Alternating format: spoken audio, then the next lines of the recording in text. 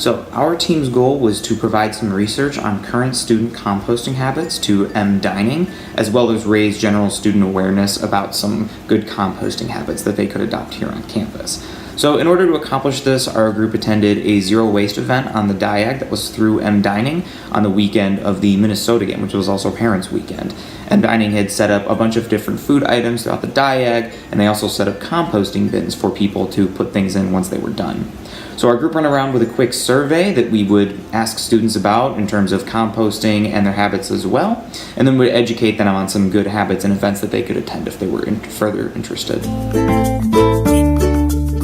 So what is composting?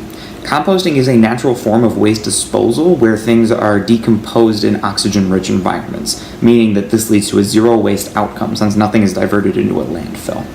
So the University of Michigan started this thing recently called Composting Week.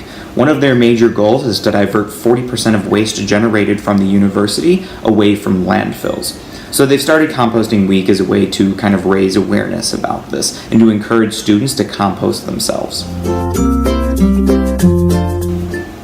So the two main stakeholders that we identified throughout this process was Dining and the University of Michigan, as well as students. This definitely helps Dining accomplish their goal, and it helps students live a better, more sustainable life. So early on throughout the process, our team adopted the Zingerman's model of change. So the reason that we used this was to help give a better understanding as to the framework of how we wanted to go about implementing our change.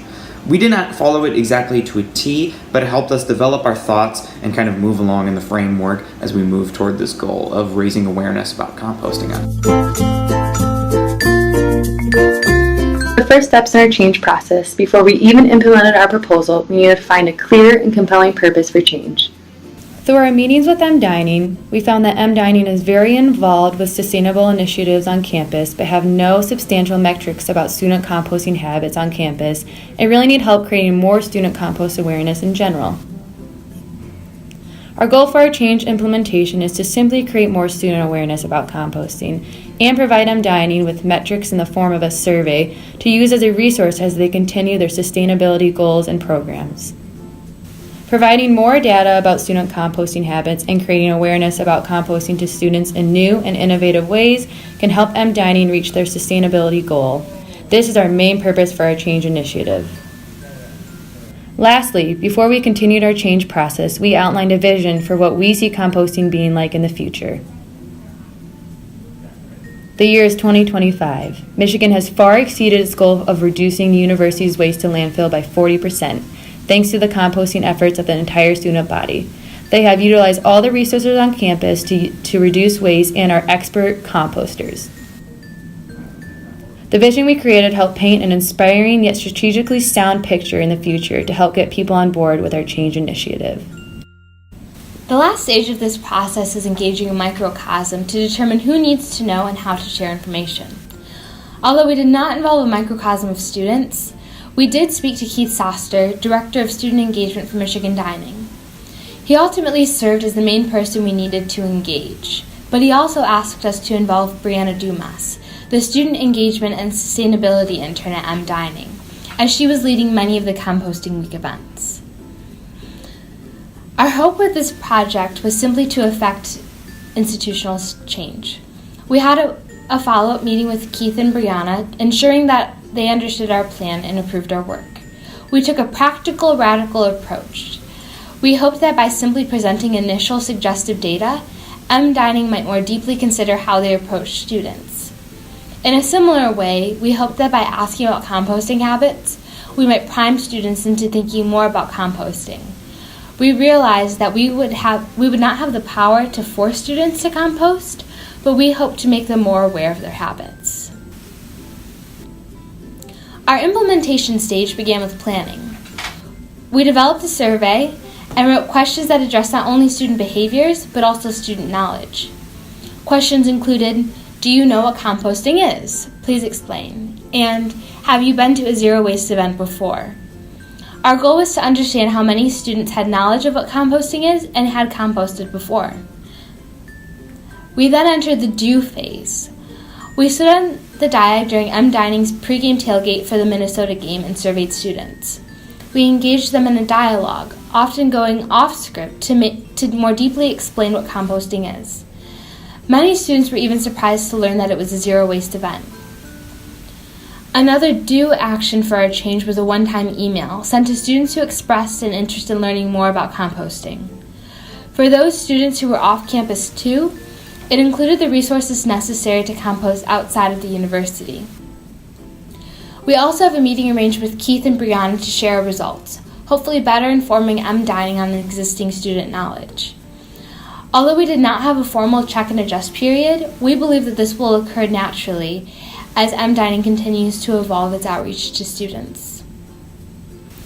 From our survey, we learned that a majority of students do know what composting is, but only about half have actually composted before this event.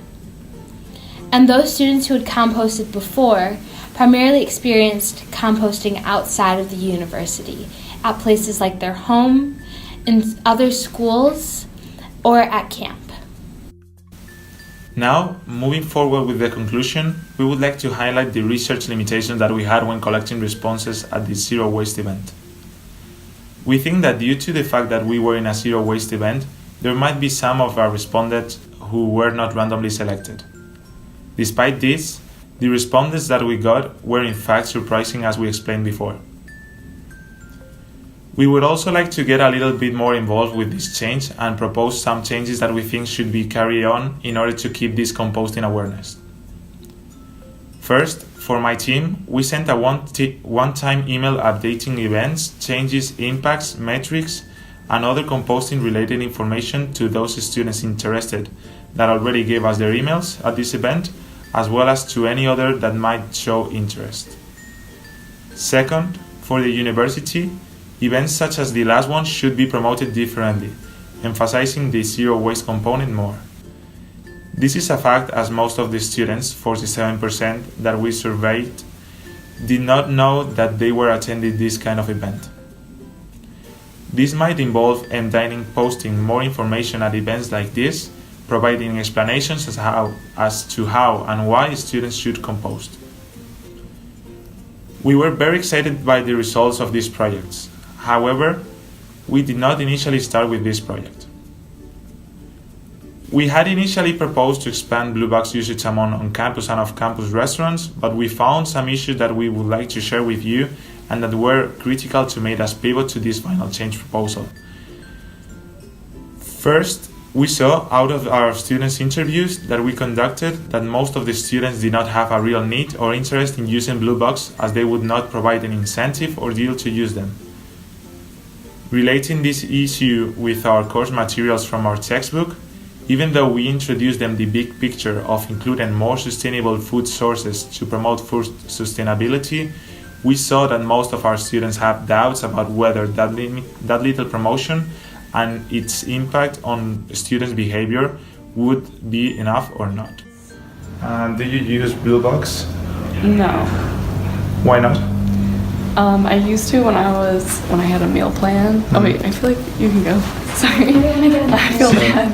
I used to when I had a meal plan, but I don't even know if I have Blue Box right now. I think I would have to like reload them. Is that right? I'm not sure. I'm not really sure how they work if you don't have a meal plan. And I don't have any utility for them because I'd rather just use my credit card. Yeah. As happens in organizations, employees ask themselves questions that focus on uncertainty and doubt, and that could end up blocking the change. Before we moved forward to design how this change could be better transmitted and implemented, we wanted to make sure that we count with sufficient support from the university to carry this proposal on.